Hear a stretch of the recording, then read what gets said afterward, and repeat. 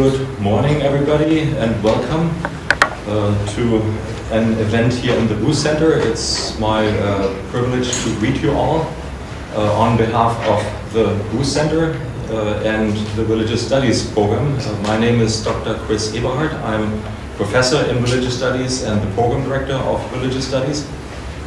And it's my pleasure this morning to welcome one of my lecturers in Religious Studies, Reverend Dr. Đạt, who, by the way, is also a monk here and has a temple in Sugar Land in Houston. I'm very proud that he will give the presentation this morning, but first I would like to also announce that he's actually teaching classes for us right now. But in particular also in spring, and in spring he's teaching for Religious Studies the course on the one hand an introduction to Buddhism, and a second course and that's an introduction to Asian religions. So if you think that this is of interest to you and you're interested in classes in Religious Studies, here is your faculty.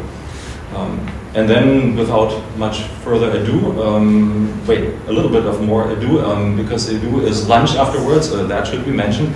At the conclusion of the presentation here in the Booth Center, there's going to be a free lunch event, just in case you haven't heard about it and you're hungry at that point, which you will most likely be. So just down the hallway, and you might have seen it already in the big foyer, there is free lunch, and that typically starts at 11:30, right? So just a few minutes if you hang around, and you get to be fed there, and maybe still have other nice conversations. And by the way, that's not just today, that is every Wednesday. So you might want to come back just for that, it's worth it. Okay, and now let's have our speaker here.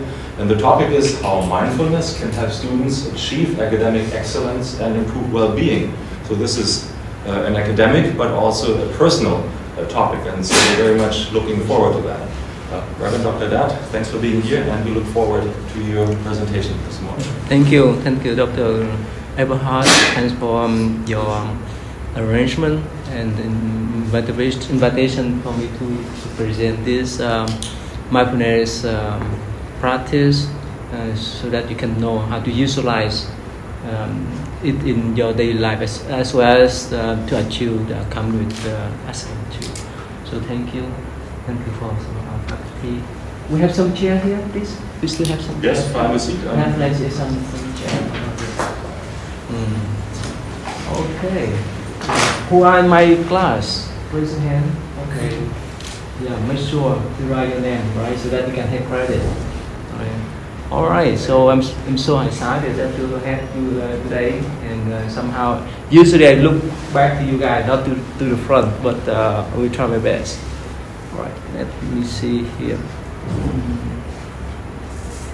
Okay. So how many of you practice meditation? Any of you? Okay. All right. You too. Okay. So today I present to you about the reason why mindfulness practice is so prevalent, popular nowadays, because it's so useful, so beneficial. At first, but you see, we have the problem, especially for you guys as a student. All right, we have 82% of anxiety, 56% of concerning about ability to take care of your mental health, 68% of social isolation, 63% of depression, 62% trouble concentration, 60% of difficulty of coping with stress, and having the suicide thought, feeling concerned about the racial unrest, having the emotional health. So it happened to our student here, right?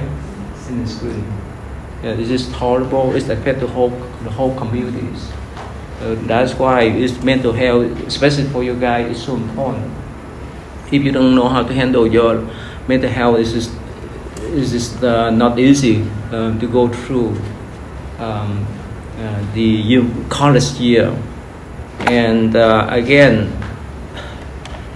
for us, I have been the opportunity to go to the school. This is so precious, And if you know how to handle your mentality, your mind while you're here, it would be wonderful. Otherwise, it would be disaster. Now here, how many of you live in dorm? And the apartment nearby here, right? How many of you are freshmen? And you, okay, so you experience some kind of transition periods, right? And stay at home, and now you go to school.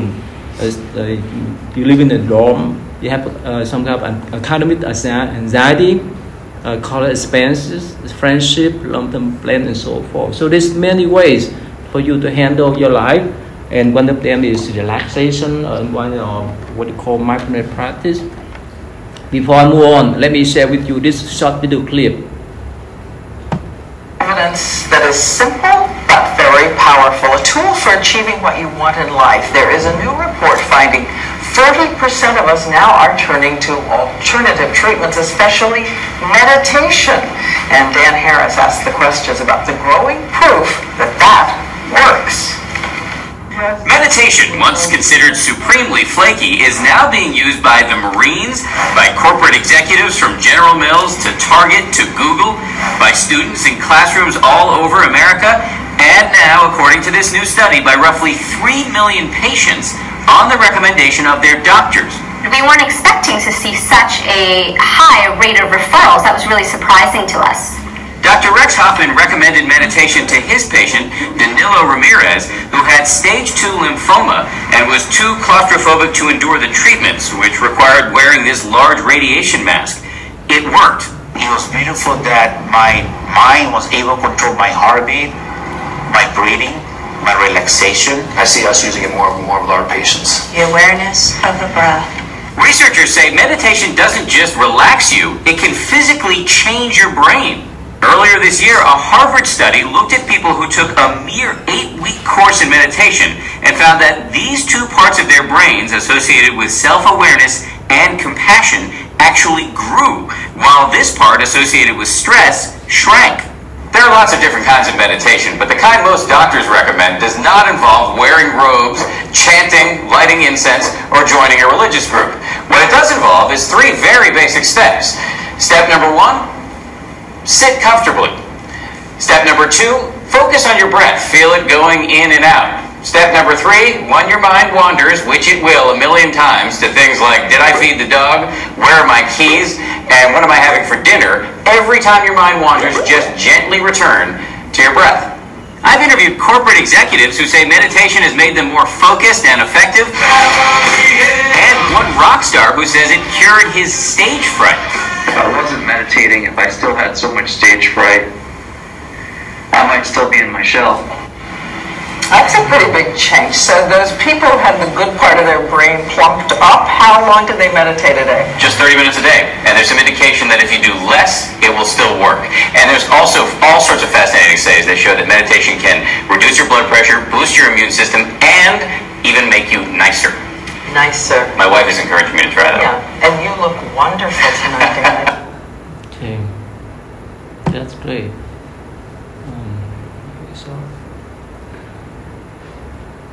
So how many of you here you feel so stressed out because of school work? How many of you?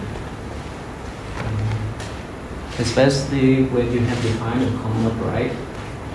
You feel a lot of anxiety, right? There's all kind of mental preparation that you have to deal with. It's normal. It's normal. It's happened to everyone. You are not exception, right? So that's why you see mindfulness practice is one of the ways. If you know, that's the tools for you to handle your mentality. Yeah. So here, like you could listen, they say that this is the Harvard research, and they show that even only 8 weeks of training mindful attention, it can change your brain. You guys know the term neuroplasticity? You know what the term? That means our brain, it's like our muscle. Like, and how you do lift weight, some of you, right? So in order to increase your strength, right? You do exercise physically, right? Mentally, when you do meditation, it would extend your brain.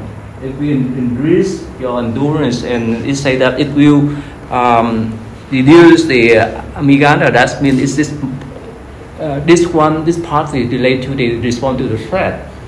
So when you do meditation frequently, it will less activate right here. See that activate of this amygdala here. And so you see that when you do meditation, yeah, we have some shit here. So it reduces your anxiety, depression, and increase your tolerance, your self-awareness, memory, and goal setting. So there's all kind of research paper that have been proven, and of course you see that they scan the brain. It's not talking alone. Again, you don't need to be Buddhist to do meditation. Any one of you, regardless of the religion, background you are and who you are, you can do the practice by yourself, at home, at school. So here, benefit meditation, stress relief, better working memory, enhance self-esteem, increase attention, great resilience, enhance knowledge and retention, better quality sleep, improve mental health. I know that before taking the test, right, some of you may stay late, right, 1 or 2 a.m. And sometimes you may have sleepless at night, right, because you concern much about your test, your day. So that's why if you do meditation, it will be helpful for you to handle your life here. If you are, how many of you are in psychology major here? Okay, so you know what's been, right? Fight or flight. That creates stress. When you cannot handle things, you tend to run away. But when you think that you want to fight, you create that kind of stress there. And that's why it's not easy for you to go through the day. If you have so much stress, so much anxiety, and it's not easy for you to concentrate your mind in studying. And here, if you are in psychology major, you may know, right? They have those called the 3 ways of behavior therapies. The first way, they talk about traditional behavior therapy. That's they replace the harmful behavior with the constructive one. And the second one is they change the thought. Let's say if you have the thought of, let's say, in a negative way, right? Or if you have the thought that you may like to harm yourself and others. So this is the second way therapies that would help you to change that thought from a negative one to the positive one. That's the second way. And third way, what we're talking about here, moving away from cognitivism toward a new form of behaviorism, including financial analysis and traditional non-critical treatment like acceptance, mindfulness, and so forth. That's what I'm talking today. And these are the third way therapies. Any of you have learned this before? Or you know this, right? Okay. So this is what they call the third ways.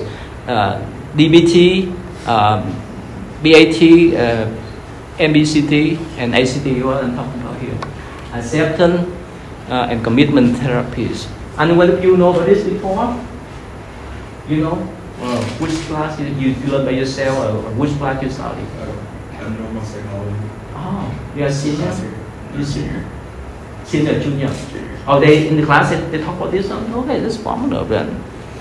Alright, here in the ACT they talk about what they call the 6 core process.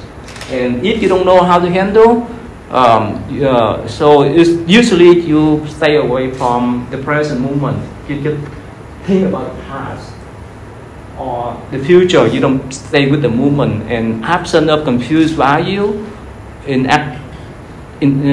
activity avoidance, attachment to the conceptualized self, cognitive fusion, and experience avoidance. So these are what they call the psychological rigidity or inflexibility. That's why here they provide this kind of what they call 6 core process of mind. The first one is being present moment. The second one is value. You need to know value of your life. You go over deeply and make a commitment when you know that value. And you need to recognize what called self-content, different from self-content, and diffusion and acceptance. You go to step by step. The present moment. A few years ago, when I had a mindfulness class, I took my student to visit the, the student center, right? The cafeteria where you have lunch, all right? So I asked my student to observe. We have to sit here, right? How students consume the food. Guess what? Most, probably at least 95%, even you guys too. While you eating, what you do? Talking, right? Watching on cell phone and so forth. So it's not easy for you to focus only on eating. That's why we don't live with the present moment. What happened? If we don't live with the present moment, we think about the past, or we concern about future. When you think about the past, you regret something, right? For example, if you think about your test that you have done last week or last month, and you regret, oh, I must study harder, or I should study harder so that I could have an A for that test, and so forth. You have that kind of regretfulness, right? Or you feel so guilty that you could not get an A. Or when you think about future, when you walk into the room to take the test, if you expect yourself to have an A for that test, what happened then? If you have that expectation, what happened? What do you feel when you have that expectation? You feel you have more anxiety, right? Especially when you get back from the result from the professor. What happened if you expect yourself to have an A, but later on you find only B? You frustrate, right? You be disappointed. So that's why when you keep your mind present moment, it's so present here, especially here now. You sit here. If you pay attention, you understand something that present. If somehow you think about, oh, what I'm going to do next hour or next day and so forth, you may not get what I try to explain here. If you think about the past, right, the last couple hours before you came here, right, so you may get lost of this present moment. So that's why here, in the past, we cannot change. What happened in the past happened. Let's say you make mistake, right? You make mistake on your test, right? Instead of an A, you have to B plus. You just learn. You cannot go back. Some professor, there's no way for them to give you the leeway or the flexibility to make up the test. It's university, not high school. Right? It's done, and the future cannot be predicted. Of course, we have some shit here. Do you have some shit here?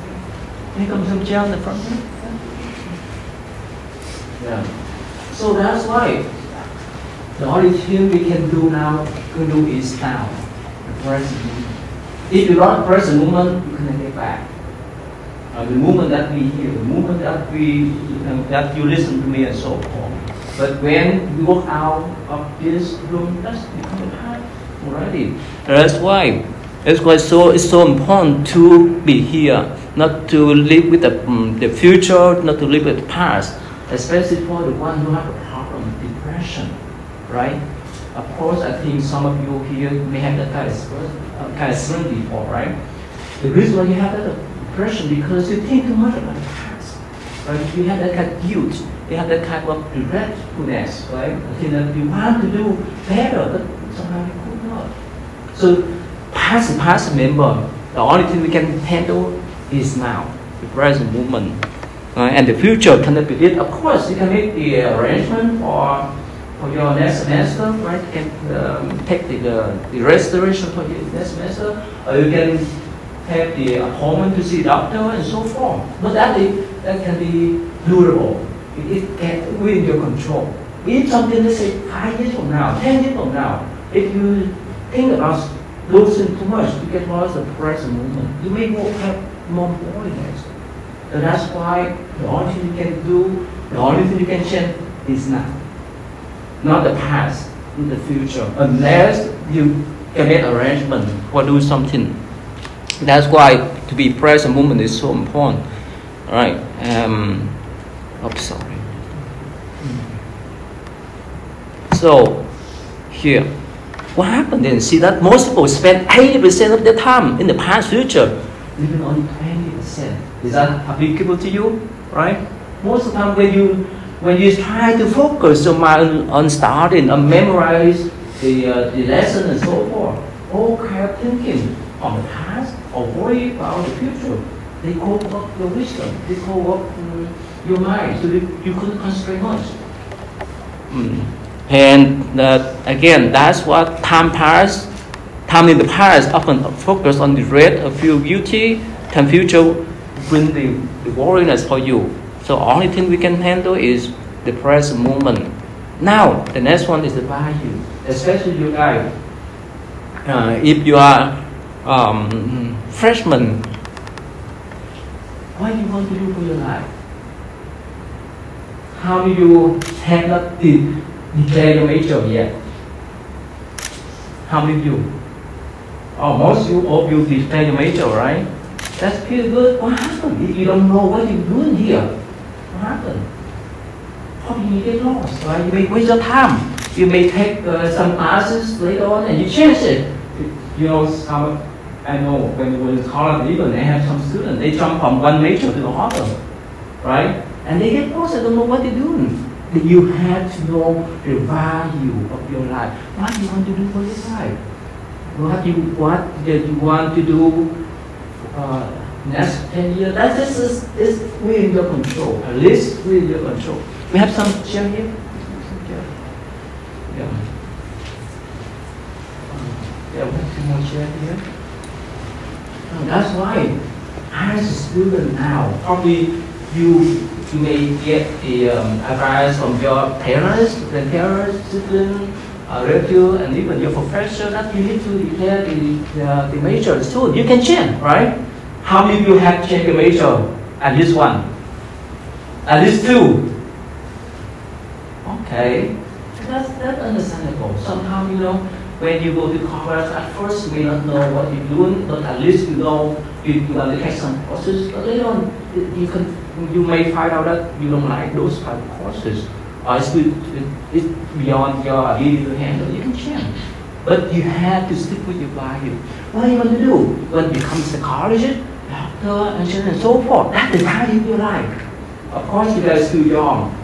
Now you are in this go to the university studies. But later on, when you finish schooling, you have your job, you have your families, and you involve your community, society, and so forth. You have to see you have what we call long vision of your life. That's what we call the value.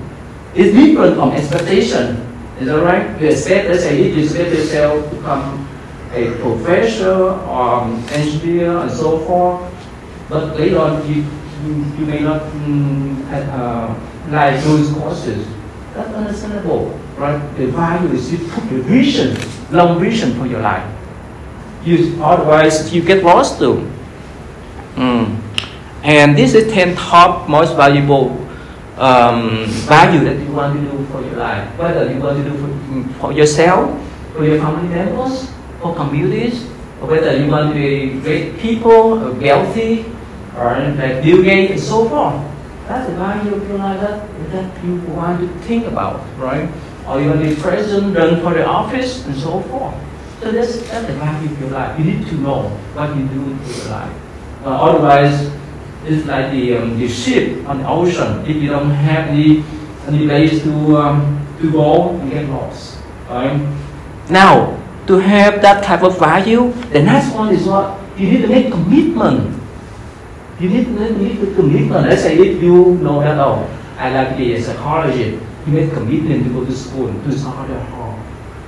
This is not, everything is depend upon our patience, it depends upon our hard work, right? It's not 1 year, 2 years, 4 years. If you go to medical school or nursing school, maybe longer. For psychology, it's a 6 year, right? So engineer, how many are engineer here? Major. Engineer?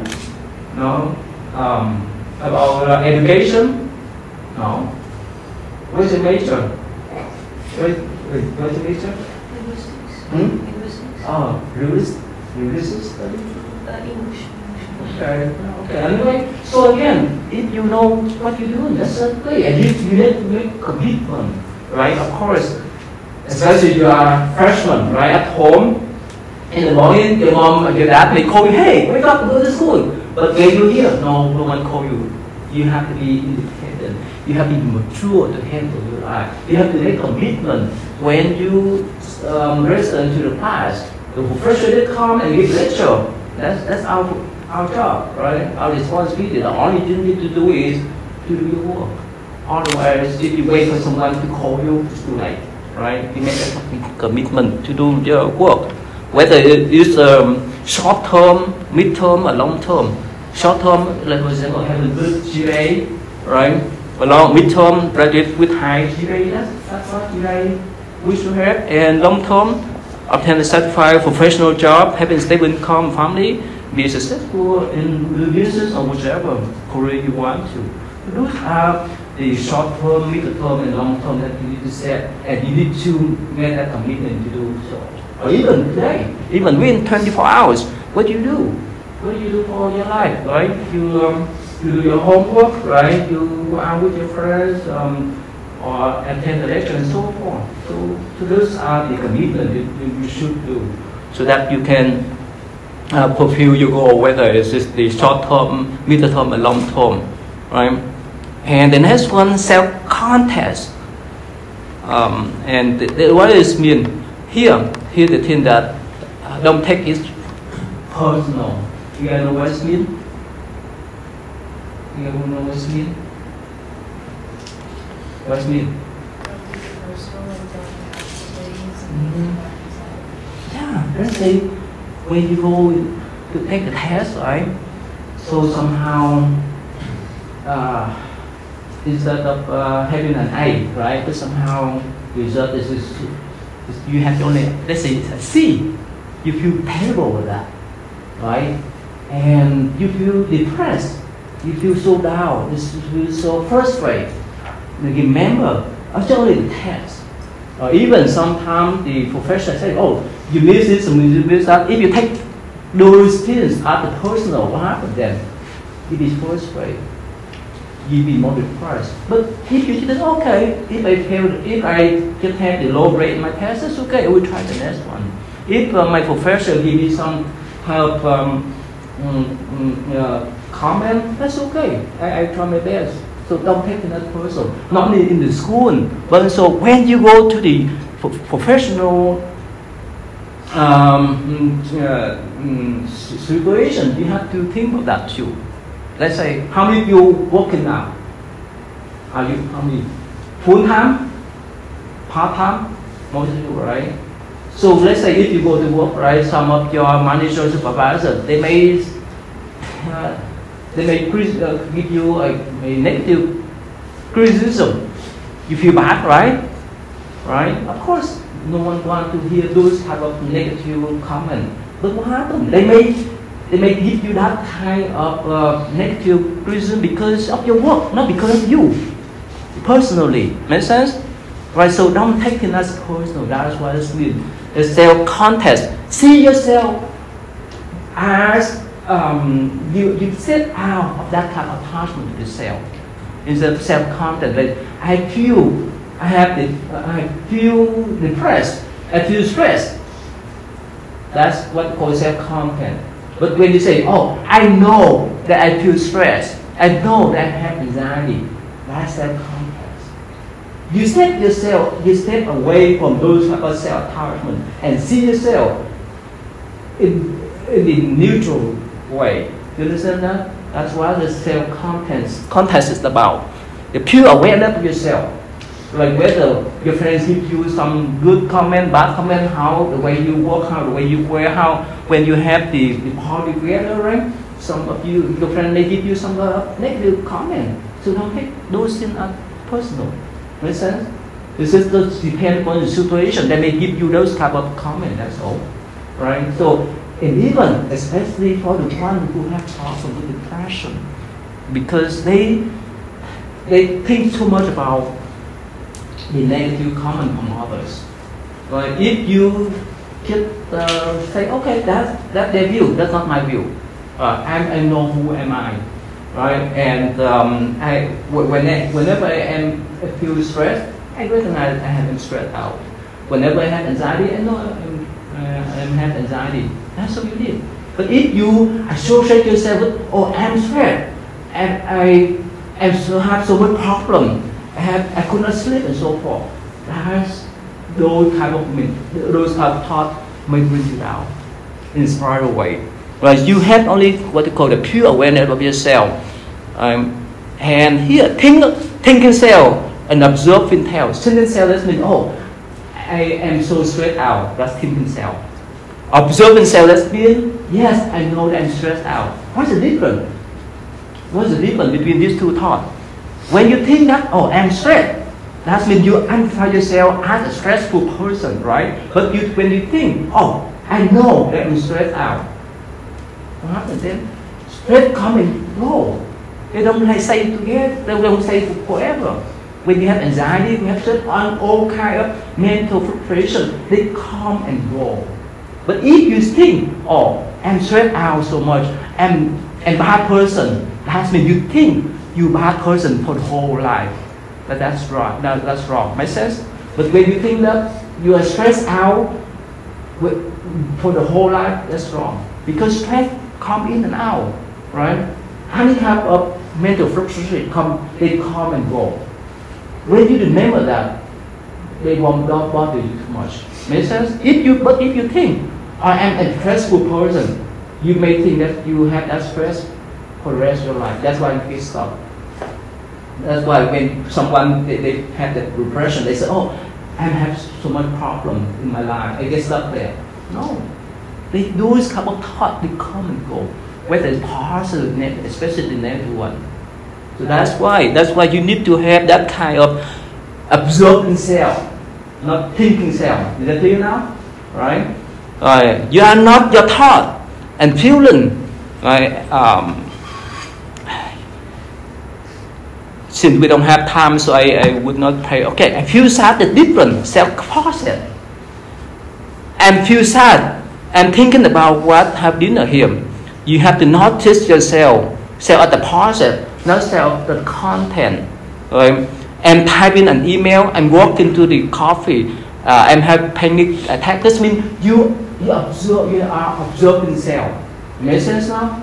Because those type of mentality, those type of thought, they come and go. So don't get stuck with them. When you think let's say when you think that stress is yourself, you get stuck there. But you think stress, anxiety, or mental frustration, or negative thoughts, they come and go. Your life is much easier. Like when you sit nearby the river, right, and you put the lid onto the water, it floats away. Make sense? So don't stop with them. Don't get stuck with those kind of negative thoughts. It's self-process here, and feels that is the same thing. So that's why you need to recognize, right? The observing self. The next one is what? Diffusion. What's mean diffusion?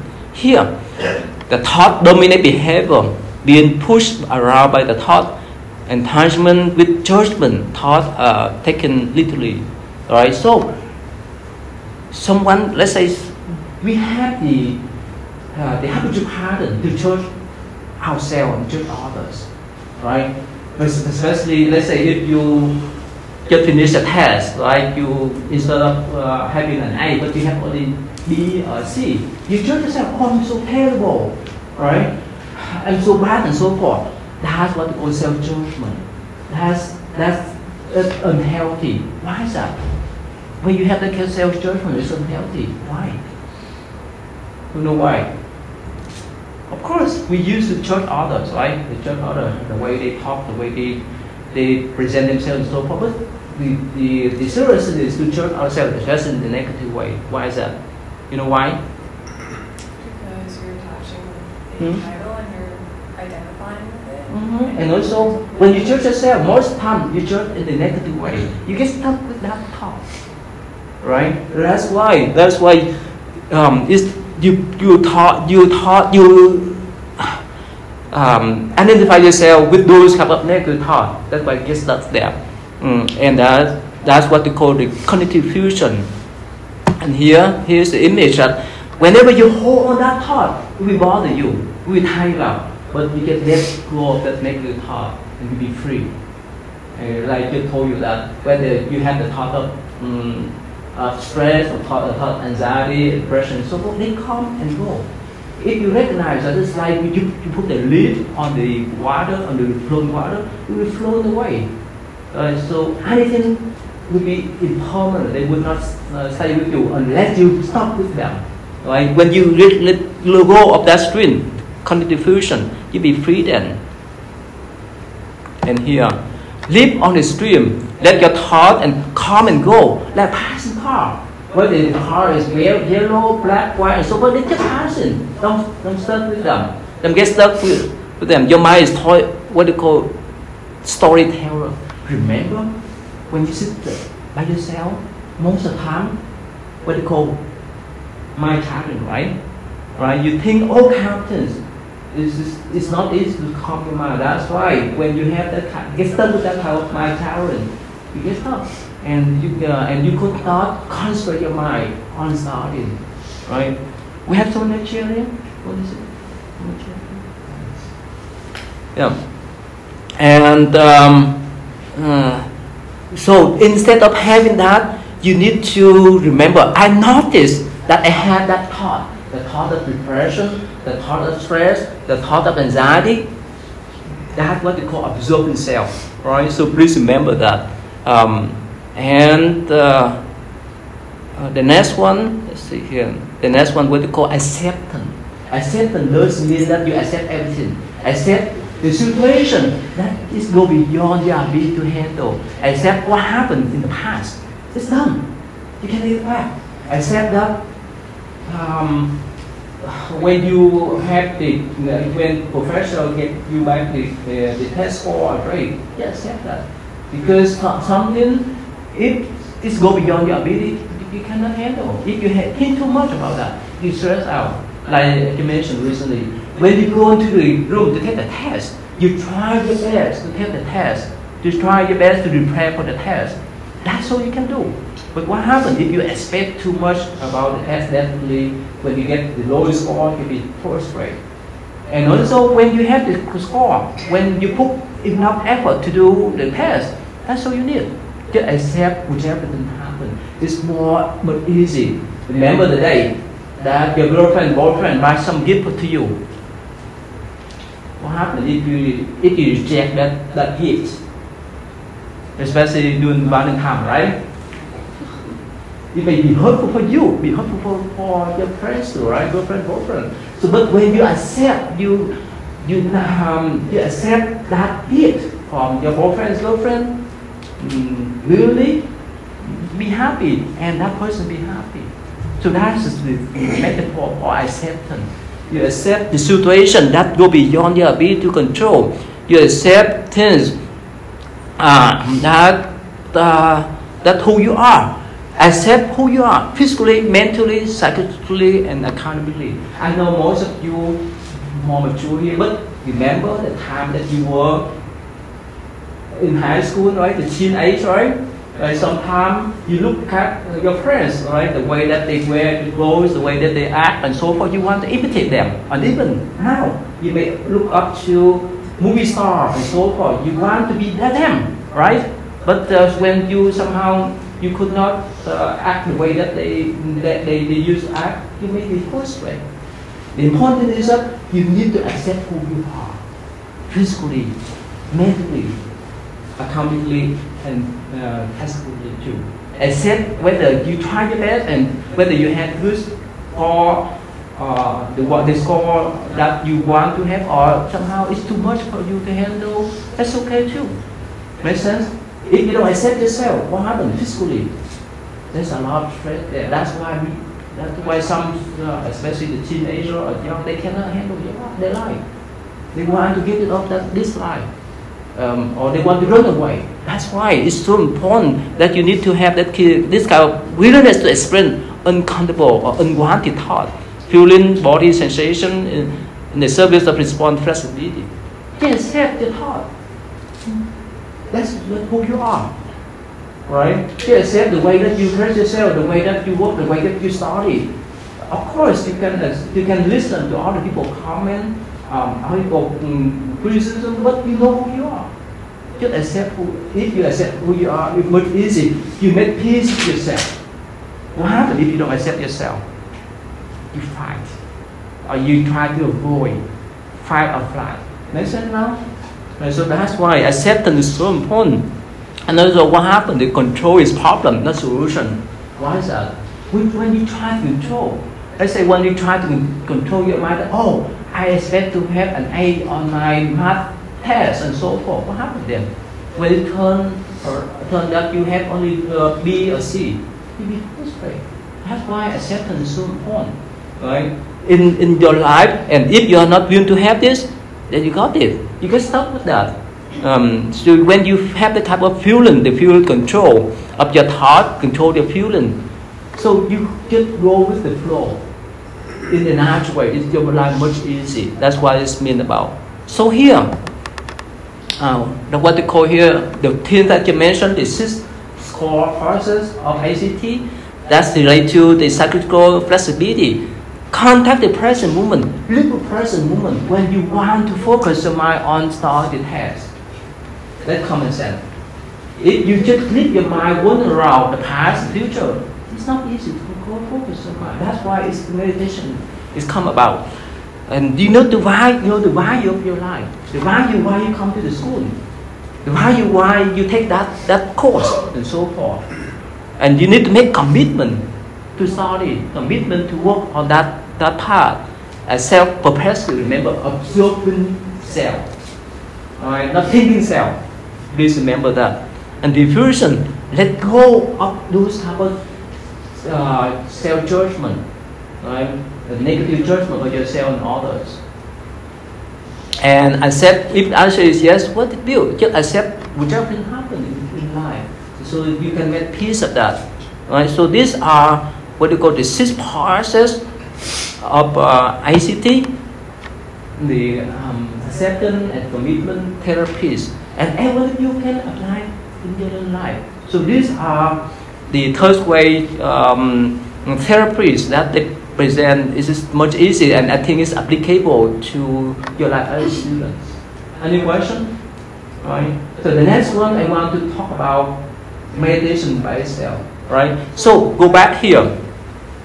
When we talk about contact with present moment, again, you see that I just showed you 80% of time we think about the past, we think about future. Only 20% we think about present moment. Why is that? Because we have all kind of thinking in our mind. That's why meditation come about. That's why mind training is about. We help ourselves to refocus our mind instead of thinking those things, whether it's thinking about the past and future. That's why what we call the mind training, and usually the basic practice of meditation is what we call the prayer. Usually we think too much about career, right? Especially you guys too young. You concern about your GPA, you concern about your future career, your job, your friends, so forth. But what happens if you don't consume enough oxygen? That relates to here.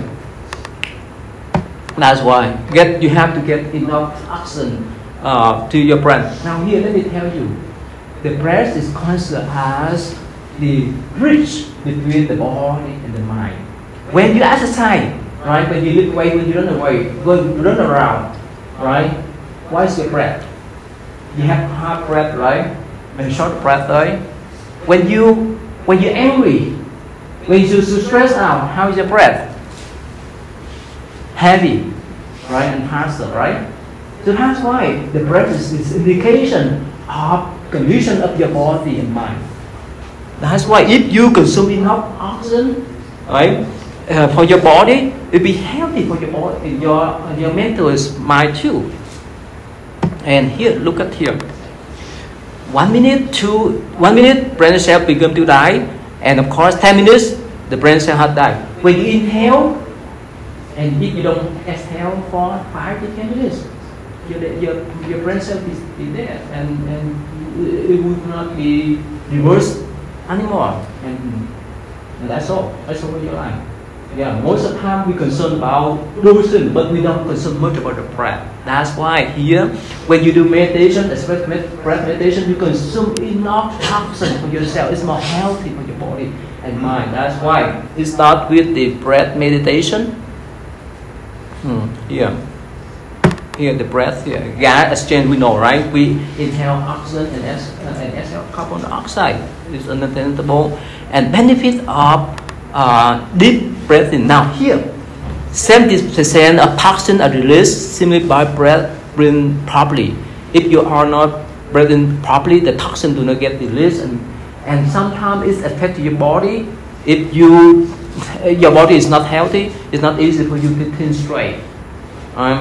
When you want to relieve the stress or emotion, having enough oxygen and having the proper breathing is be helpful for you too.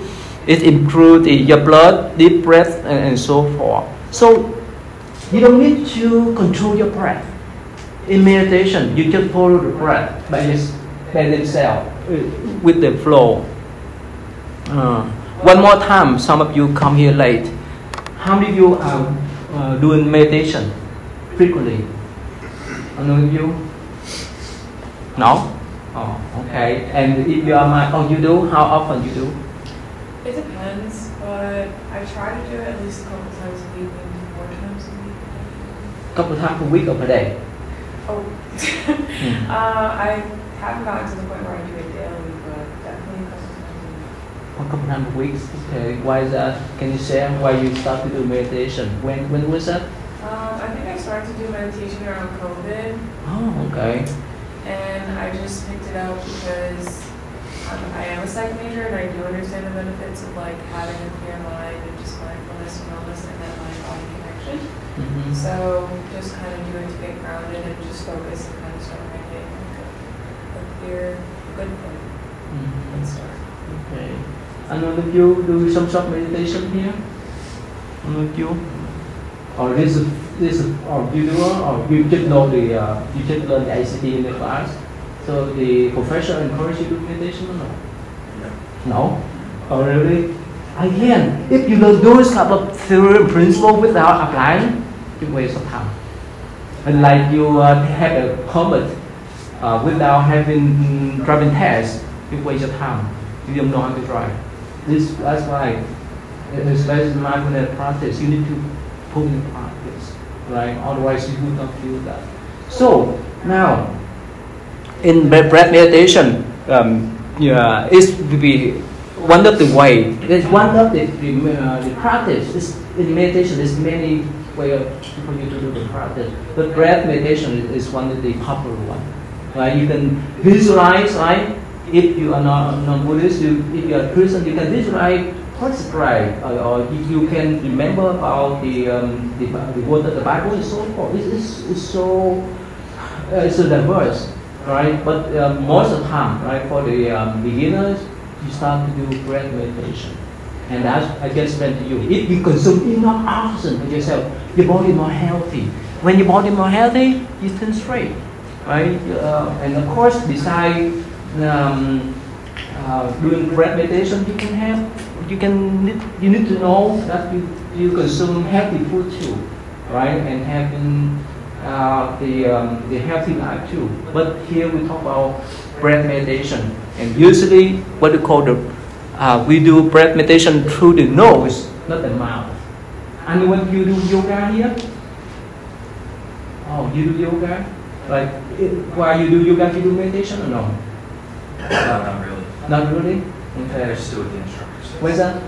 I just do it with the instructor at the class. Okay. It's just like stretching. And when you do yoga here? You too? Alright. You practice together? Yoga is like practice? You know breath yoga, right? How is that? How is it from breath meditation? How is that? Well, it depends. It varies, but a lot of it is through the nose, I find. Depends on the type of yoga, but a lot of times they're building the internal fire. Yeah, you do breath yoga too, right? I mean, we breathe in the class, but I don't know. For breath yoga, you inhale for certain second, right? And you exhale for certain second, right? But breath meditation is different. you just inhale and exhale naturally. When you inhale fully, and at that moment you will audibly exhale naturally. You don't need to control your breath, and you have to breathe in now through your nose, because your nose have the hair. It serves as the filter. It filters out all the foreign agents that may be harmful for your lung, harmful for your body. So that's why breathing in and out of the nose is more healthy. Here, you see that this is the what you call the wavelength of our brain, right? It is depend upon our emotion. Is here you see anger, you see that the fear, and neutral. When your mind calm, right? When your mind calm, it is neutral here. You enjoy laughter, sad, crying, and fear. And here, right here, what you call the depend upon your state of mind, right? This what you call gamma, in the state of intense concentration and learning. Beta, problem solving and engaging.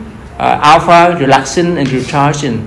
Theta, dreaming, autopilot, stay and learning. And this is delta, deep dreamless sleep. So they can measure your brain when they hook up with the what called ATE, EMG, right, or EGG, to see the wavelength of your brain. So again, if you do meditation, you can be in that state of mind. Otherwise, during the day, you have all kind of thinking, right? So now since we have some more time, I like to spend time with you guys about what we call breath meditation, so that you can feel that you can have ability to handle your mentality, you handle your state of mind. Otherwise, when you come here and learn this kind of thing without practicing, it's a waste of time, right? So let's just sit with me then. Let me do, usually I will show my student to do 1 minute at a time, but one more time before that. So please remember how precious your life is, and it starts with the breath, right? You see that without the breath, or without inhalation or exhalation for 5 to 10 minutes, you'll be gone. So when you recognize us, you need to take care of yourself. You need to take a kind of breath, because now you are blessed that you're still healthy. Look, if you visit the elderly people at nursing home, right? Some of them, they carry what? Oxygen bottle, right? Because they're so weak to inhale, to do their own breathing. That's why they need the support of those type of oxygen bottle.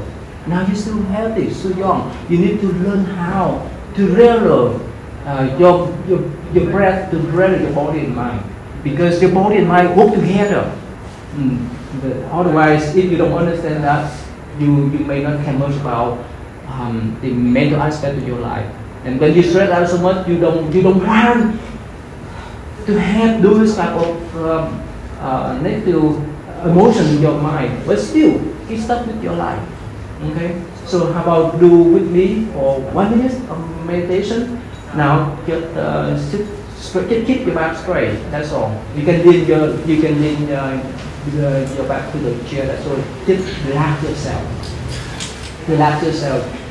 Watch your shoulder. If you see your shoulder coming up, that means you stress out too much. Relax your shoulder. Relax the muscle.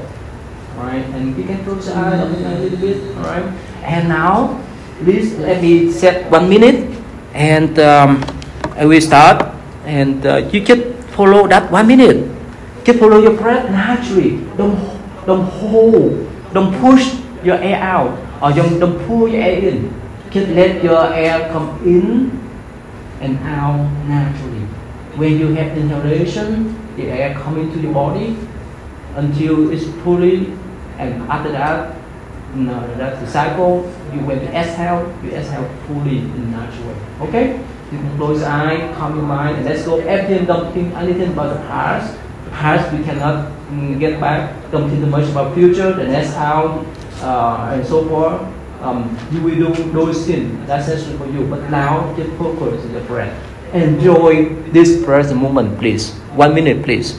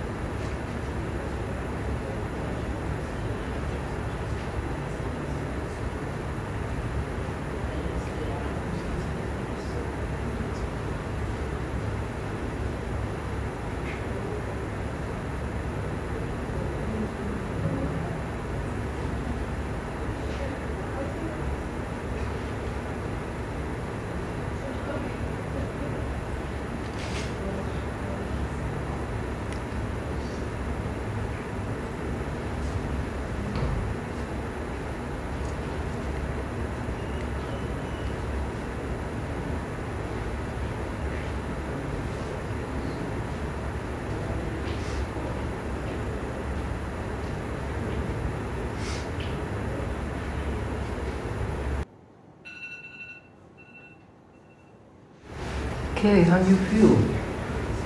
According to many researchers, they say that the moment that you really focus in doing anything, whether cooking, walking, standing, or driving, and so on, that moment is the most joyful moment for your life. When you don't have much worry about the past and future. That's so critical. That's why just imagine the date that you really enjoy the moment with your girlfriend, boyfriend. How is that? Right? It's so wonderful, right? The moment that you ride a bike, you live with that moment. You are in tune with that moment. That's wonderful. The moment that you swimming in the swimming pool, right? The moment that you watch movie and so forth. If you're really in tune with any moment, that has your joyfulness that you enjoy. Make sense? So, even when you starting, whether math, English and so forth, if you're really in tune with your starting, and you may not pay attention much about all people saying, like especially, let's say, I have seen some students, they study at cafeteria, right? Of course, they get used to that, and somehow if they focus on their study, whether people pass by, whether people saying something, they still focus on studying, and that's so important. That's why mindfulness practice is help you to refocus your mind. It's like you study biology, right? You refocus the lens to see the material out there. Okay, so do with me another minute. Okay. So now it's time. Relax yourself, relax your muscle, relax your mind. Let go any thought about the past, any thought about the future. Just live with the present moment, right? Just go inhale and exhale naturally, and count for me this time. When you count, you keep your mind. You follow that breath instead of let your mind wander around. Okay? So let's do for me, please. 1 minute. Inhale in the full way and exhale full way. Inhale, exhale naturally. Please remember, don't push the air out or don't pull the air in. Just let your air come in and out naturally. Okay? Please do 1 minute for me, please.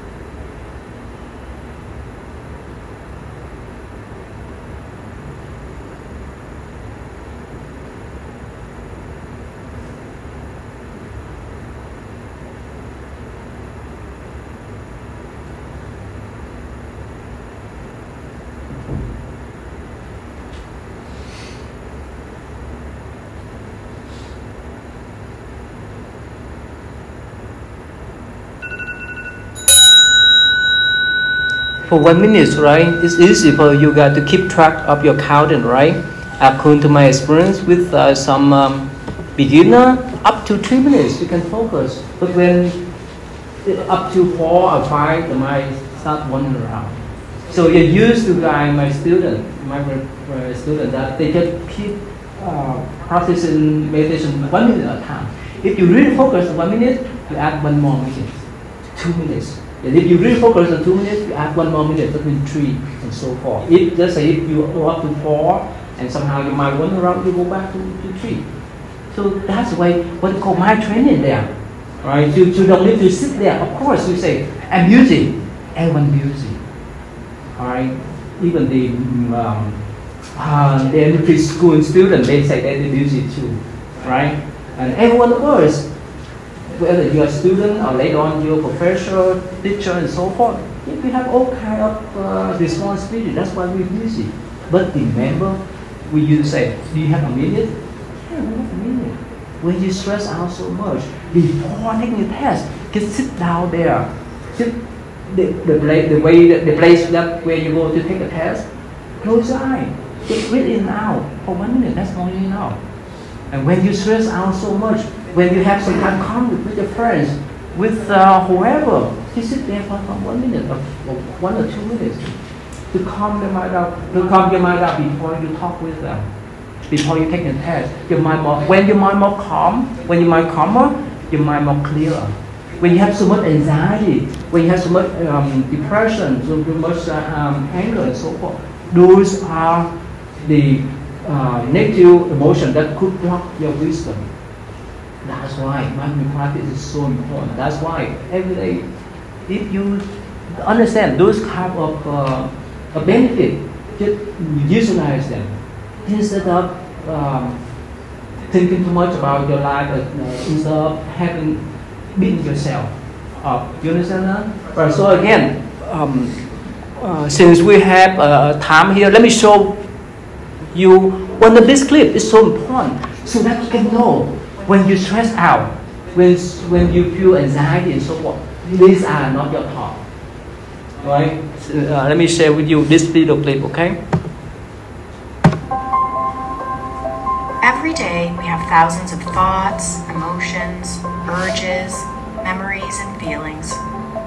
From the time we wake up in the morning, all throughout the day, to when we lay down to sleep at night. No matter who we are, we all have thoughts swirling around in our heads. We even think and feel in our dreams.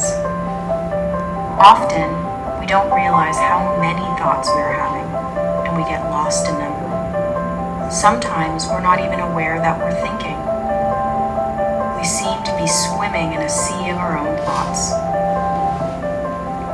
When we are surrounded by our thoughts, it's easy to get caught up in them and react automatically. Sometimes in ways we don't even mean to react. We might hold on to some thoughts, even when we don't want to. And it can feel like our thoughts are overwhelming. But thoughts are not facts, and they are not always true, even if they seem to be. Next time you feel caught up in your thoughts, try paying attention to them with curiosity and not judgment. It doesn't matter if they are true or false, right or wrong, just notice them. How fast or slow are they? Are they all very different from each other? Or perhaps you're having the same ones over and over again. Maybe they're even focused on one theme. Some of these thoughts may be unwanted. But instead of reacting to them, notice what happens to your body sensations and your emotions when you have these thoughts. Perhaps you will notice if they are bringing you closer to or further away from what is important to you or the goals you have for yourself. Observing your thoughts is a skill that takes practice, like playing an instrument. Sometimes it'll be easy for you to be able to notice and respond to your thoughts. Other times, you might have to work really hard to get some distance from them. You might even have to keep letting go of the same unwanted thought over and over again. trying. Like waves in the ocean, thoughts are always passing through our minds and can affect how we feel and what we do. But they are not us, and we are not our thoughts. Learning to be aware of our thoughts can allow us to respond with more choice instead of reacting in ways we may regret. Observing our thoughts gives us some distance to see how our thoughts make us feel. We can then choose to act in ways that bring us closer to the things and the people that are important to us.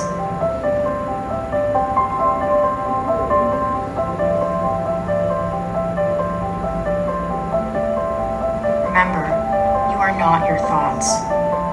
Try observing. So you see that, please remember, you are not your thoughts. Whenever you stress out, remember you tell yourself, no, I'm not stressed. I know I'm stressed out, that's all. So mindfulness practice or meditation help you to let go of those thoughts. By when you focus on your breath, they won't bother you much. Later on, of course, they may have some kind of influence on you, they have some impact on your thinking, but you, as much as you try to train your mind to refocus your mind on your breath, they will be faded away naturally. You don't need to push them out. When you, as much as you refocus your mind on your breath, or you do some kind of walking exercise, like when you walk around the campus, you walk every step, you recognize the left foot, the right foot, and so forth. You are in tune with your walking. Those kind of thoughts make the thought not bother too much, right? So that again, mindfulness practice is all kind of techniques, but breath meditation is more helpful. It's more beneficial if you know how to use them. And one thing, especially if you guys ask us how to do, please remember, your thoughts is not. When soon you feel depressed, remind yourself, I'm not depression. I know I have depression. See the difference now, right? When you have the thought of and fail the math test or so forth, no, don't take things personal. You may fail this test, but you still have another chance to do, right? If your girlfriend walk away from you, if your boyfriend walk away from you, that's okay. That's your choice, not my choice. Make sense? Right? So just recognize, and accept who you are. Don't let other people to judge you. Don't let other people to control who you are. You have to know who you are. You have to accept who you are, physically, mentally, academically, and so forth. If you have that kind of thought, if you know that kind of things, you better shape. Otherwise, it's not easy to handle your life, especially in school, especially if you are a freshman. When you have the kind of transition periods between home depend on the parents, and here college as an independent person, as a mature person. Okay, so since we're almost done, any question about my lecture and my presentation? Any question? Yes. How long do you meditate for? Usually, I meditate at least 45 minutes per day, and I've been doing for more than 4 decades, 40 years, and it's part of my life. Without meditation, is like a day without eating. Because my spiritual food. I need to calm my mind.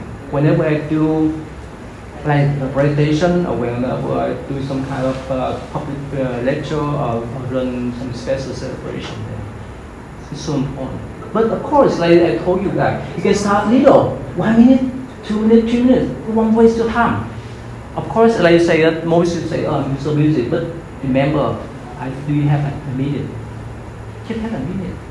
You refocus your mind. You increase your strength, increase your concentration skill. Eventually, you can refocus your mind to study.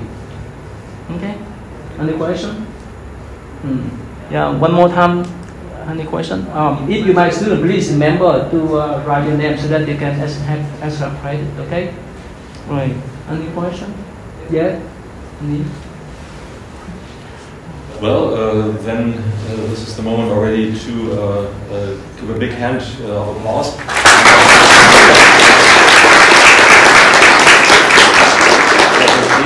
And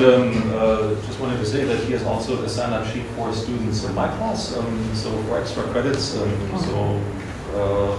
And some more. Yeah, if you are in my class, there is a notepad with a pen going around. If you can please bring it back to me, that would be good. Thank you. All right, and then just to mention that one more time, for those who came in a bit later, free lunch just down the hallway starts, I guess, in a few minutes, right? We'll see how the arrangements there. So that's. Yeah, thank you for Doctor. Okay. And Dr. Ivan. Alright, so if you have any question about this lecture, stay back. Otherwise, you have to learn then. Thank you then. Good luck. Enjoy the rest of the day.